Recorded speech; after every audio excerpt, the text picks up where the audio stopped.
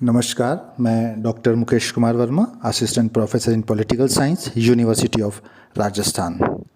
आज के इस वीडियो में जिस टॉपिक पर हम डिस्कशन करने जा रहे हैं that is what is power, शक्ति क्या है।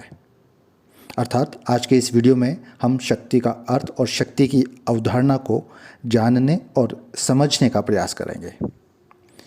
देखिए, किसी भी विषय की गहराई उस विषय विशेष की विषय वस्तु पर निर्भर करती है, अर्थात उसके सब्जेक्ट मैटर पर निर्भर करती है। इसलिए विषय की गहराई को जानने और समझने के लिए सबसे पहले ये बेहद ज़रूरी है कि हम विषय की विषय वस्तु के बारे में जानें या विषय की विषय वस्तु के बारे में समझें। अब यदि हम बात कर रहे हैं सब्जेक्ट पॉलिटिकल साइंस की, तो हमें पॉलिटिकल साइंस की डेप्थ को अर्थात राजनीति विज्ञान की गहराई को जानने के लिए हमें पॉलिटिकल साइंस के सब्जेक्ट मैटर को जानना होगा कि आखिरकार हमारे विषय की विषय वस्तु क्या है, अर्थात हमारे विषय में किन किन बातों का अध्ययन किया जाता है। और यदि हम पॉलिटिकल साइंस के सब्जेक्ट मैटर की या विषय वस्तु की बात करें तो हम कह सकते हैं कि पॉलिटिकल साइंस एक ऐसा ब्रॉड सब्जेक्ट है जिसमें हम राज्य का, समाज का, सरकार का, इनसे जुड़ी हुई संस्थाओं का, इनसे जुड़ी हुई प्रक्रियाओं का, इनसे जुड़े हुए घटनाक्रमों का अध्ययन करते हैं। साथ ही हम पॉलिटिकल साइंस में राजनीतिक विचारों का अध्ययन करते हैं, राजनीतिक विचारकों का अध्ययन करते हैं, विभिन्न विचारधाराओं का अध्ययन करते हैं। साथ ही साथ हम देखते हैं कि पॉलिटिकल साइंस में हम विभिन्न राजनीतिक सिद्धांतों का, विभिन्न राजनीतिक संस्थाओं का, राजनीतिक दलों का, अंतर्राष्ट्रीय संगठनों और अंतर्राष्ट्रीय संबंधों का अध्ययन करते हैं। और सबसे महत्वपूर्ण और सबसे ज़रूरी बात कि हम पॉलिटिकल साइंस में राजनीति विज्ञान में ह्यूमन बिहेवियर को स्टडी करते हैं, अर्थात मानव और मानव के व्यवहार का अध्ययन भी हम पॉलिटिकल साइंस में करते हैं। पॉलिटिकल साइंस के मॉडर्न अप्रोच को अर्थात आधुनिक उपागम को जब हम पढ़ते हैं तो हम ये देखते हैं कि पॉलिटिकल साइंस में जिस बात पर सबसे ज़्यादा फोकस किया जाता है वो है स्टडी ऑफ ह्यूमन बिहेवियर, अर्थात मानव के व्यवहार के अध्ययन पर। और क्योंकि व्यक्ति का व्यवहार ही है जो आप देखेंगे कि राजनीति को प्रभावित करता है और उसकी दशा और दिशा को तय करता है, जैसा कि प्रमुख व्यवहारवादी विचारक भी कहते हैं, जैसे डेविड ईस्टन की हम बात करें या डेविड ट्रूमैन और रॉबर्ट डेहल की। नाउ क्वेश्चन अराइज दैट, प्रश्न ये उपस्थित होता है कि राजनीति को प्रभावित करने वाला तत्व है व्यक्ति का व्यवहार। तो हम देखते हैं कि व्यक्ति के व्यवहार को प्रभावित करने वाले तत्व कौन कौन से हैं, अर्थात वे कौन कौन से तत्व हैं जो कि व्यक्ति के व्यवहार को प्रभावित करते हैं, या फिर हम कहें कि वे कौन से तत्व हैं जो कि व्यक्ति के व्यवहार को नियंत्रित करते हैं, व्यक्ति के व्यवहार को नियमित करते हैं और व्यक्ति के व्यवहार को निर्देशित करते हैं। अब आप देखेंगे कि यदि इन तत्वों का हम यथार्थवादी रूप में और अनुभवपरक रूप में अध्ययन करें तो हम देखेंगे कि व्यक्ति के व्यवहार को प्रभावित करने वाले कारकों में अनेक कारक हैं जो समान रूप से उत्तरदायी हैं, परंतु इस संबंध में जो सबसे प्रमुख जो तत्व उभर कर आता है दैट इज़ पावर, वो है शक्ति। अतः हम देखते हैं कि शक्ति जो है वो राजनीति विज्ञान की सर्वाधिक महत्वपूर्ण अवधारणाओं में से एक है और इसलिए प्रारंभ से लेकर वर्तमान समय तक जो राजनीति विज्ञान के विद्वान हैं उन्होंने इसके महत्व को भी निरंतर रूप से स्वीकार किया है। और यही कारण है कि कुछ विद्वान राजनीति विज्ञान को शक्ति के अध्ययन के रूप में भी स्वीकार करते हैं। यदि हम कैटलिन की बात करें तो कैटलिन कहते हैं कि political science is a science of power, अर्थात राजनीति विज्ञान क्या है, राजनीति विज्ञान शक्ति का विज्ञान है। इसी प्रकार यदि हम रसेल की बात करें तो रसेल कहते हैं कि the power is fundamental concept in social science, अर्थात समाज विज्ञान में शक्ति एक आधारभूत अवधारणा है। इसी प्रकार मागंथाउ कहते हैं कि politics is nothing but the struggle for power, अर्थात राजनीति शक्ति के लिए संघर्ष के अतिरिक्त कुछ भी नहीं है। जबकि बेकर की यदि हम बात करें तो बेकर कहते हैं कि power is inseparable from politics, अर्थात हम कह सकते हैं कि power can not be separate from the politics and politics can not be separate from the power. अर्थात बेकर का मानना है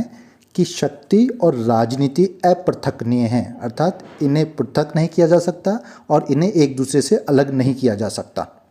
इनके अलावा भी हम देखते हैं कि बहुत से विद्वान हैं, बहुत से विचारक हैं जिन्होंने शक्ति को राजनीति की एक महत्वपूर्ण अवधारणा के रूप में स्वीकार किया है। और ये विद्वान तर्क देते हैं कि राजनीति में हम जिन किन्हीं भी राजनीतिक संस्थाओं, जिन किन्हीं भी राजनीतिक प्रक्रियाओं, घटनाओं, सिद्धांतों, गतिविधियों का अध्ययन करते हैं तो उनको प्रभावित करने वाला जो सर्वप्रमुख तत्व है वो शक्ति ही है। इसलिए शक्ति के बिना राजनीति और राजनीतिक गतिविधियों को जाना और समझा नहीं जा सकता। जैसा कि बेकर भी कहते हैं कि जहाँ शक्ति है वहाँ राजनीति है, और जहाँ राजनीति है वहाँ आवश्यक रूप से शक्ति विद्यमान होती है। इसी प्रकार हम देखते हैं कि जो शक्ति समर्थक विद्वान हैं उनका मानना है कि राजनीति में शक्ति का अध्ययन, अध्यापन, विवेचन, विश्लेषण इसलिए भी आवश्यक है क्योंकि शक्ति ही एकमात्र ऐसा तत्व है जिसके माध्यम से कोई भी राज्य या कोई भी राष्ट्र अपने राजनीतिक विचारों, अपने राजनीतिक मूल्यों, अपने आदर्शों और अपने सिद्धांतों को व्यवहारिक रूप प्रदान करता है, अर्थात व्यवहारिकता में यथार्थ के धरातल पर उन्हें लागू करता है। जैसे स्वतंत्रता, समानता, न्याय, अधिकार, समाजवाद या पंथ निरपेक्षता आदि किसी भी राज्य की राजनीति के मूलभूत तत्व माने जाते हैं, मूलभूत मूल्य माने जाते हैं, मूलभूत सिद्धांत माने जाते हैं। अब यदि इन्हें व्यवहारिकता में लागू करना है तो राज्य के पास इन्हें लागू करने के लिए शक्ति का होना बेहद जरूरी हो जाता है। इसी प्रकार राज्य द्वारा बनाई गई वेलफेयर पॉलिसी अर्थात लोक कल्याणकारी नीतियों को भी ग्रास रूट लेवल पर इम्प्लीमेंट करने के लिए राज्य के पास शक्ति का होना बहुत ज़रूरी है। अर्थात हम कह सकते हैं कि राज्य शक्ति के अभाव में कोई भी वेलफेयर पॉलिसी अर्थात जनहितकारी कार्यों को या कल्याणकारी नीतियों को लागू नहीं कर सकता। इस प्रकार हम देखते हैं कि यद्यपि शक्ति की जो अवधारणा है वो संपूर्ण राजनीति विज्ञान की आधारभूत अवधारणाओं में से एक महत्वपूर्ण अवधारणा है, किंतु फिर भी जो शक्ति के अर्थ और परिभाषा की हम बात करें तो इस विषय में अलग अलग विद्वान जो हैं वो अलग अलग मत प्रस्तुत करते हैं। जैसे यदि हम रॉबर्ट बायस्टेड की हम बात करें तो वे कहते हैं कि शक्ति बल प्रयोग करने की योग्यता है, ना कि उसका वास्तविक प्रयोग। इसी प्रकार मैकाइवर कहते हैं कि शक्ति व्यक्तियों तथा उनके व्यवहार को नियंत्रित, नियमित और निर्देशित करने की क्षमता है। आर्गेन्स्की की यदि हम बात करें तो वे कहते हैं कि शक्ति दूसरे व्यक्तियों के व्यवहार को अपने लक्ष्यों के अनुरूप प्रभावित करने की क्षमता का नाम है। और रॉबर्ट डहल की यदि हम बात करें तो रॉबर्ट डहल कहते हैं कि शक्ति व्यक्तियों के बीच पारस्परिक संबंधों की एक ऐसी स्थिति का नाम है जिसमें एक पक्ष दूसरे पक्ष को प्रभावित करके उससे वे कार्य करवा लेता है जिसे वे अन्यथा नहीं करता। और मार्गन्थव की यदि हम बात करें तो मार्गन्थव कहते हैं कि शक्ति में प्रत्येक उस तत्व को सम्मिलित किया जाता है जिसके द्वारा व्यक्ति के ऊपर नियंत्रण स्थापित किया जाता है तथा उसे बनाए भी रखा जाता है। इसी प्रकार यदि हम अर्नोल्ड ब्रेस्ट की बात करें तो वे कहते हैं कि शक्ति एक ऐसी क्षमता है जो अपनी इच्छा को लागू कर सकती है और विरोधी की इच्छा को विफल कर सकती है। इस प्रकार हम देखते हैं कि शक्ति की अवधारणा राजनीति विज्ञान की महत्वपूर्ण अवधारणा होते हुए भी शक्ति के अर्थ और शक्ति के परिभाषा के विषय में विद्वान एकमत नहीं हैं। अतः अलग अलग विद्वानों के द्वारा दी गई परिभाषाओं, दिए गए विचारों के आधार पर निष्कर्ष रूप में हम कह सकते हैं कि शक्ति राजनीति विज्ञान की वह आधारभूत अवधारणा है जिसके द्वारा कोई राष्ट्र अपनी योग्यता से और अपनी क्षमता से किसी दूसरे व्यक्ति, समूह, राज्य या राष्ट्र के व्यवहार को नियंत्रित, नियमित और निर्देशित करके या फिर हम कहें कि उनके व्यवहार को अपने अनुकूल प्रभावित करके उनसे वह कार्य करवा लेता है जिसे वह अन्यथा नहीं करता है। सार रूप में हम कह सकते हैं कि राजनीति विज्ञान में अध्ययन का केंद्रीय विषय मानव और उसका व्यवहार है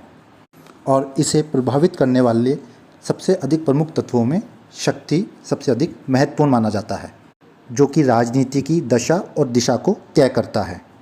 तो आज की वीडियो में इतना ही। नए वीडियो के साथ जल्द मिलेंगे, तब तक के लिए नमस्कार।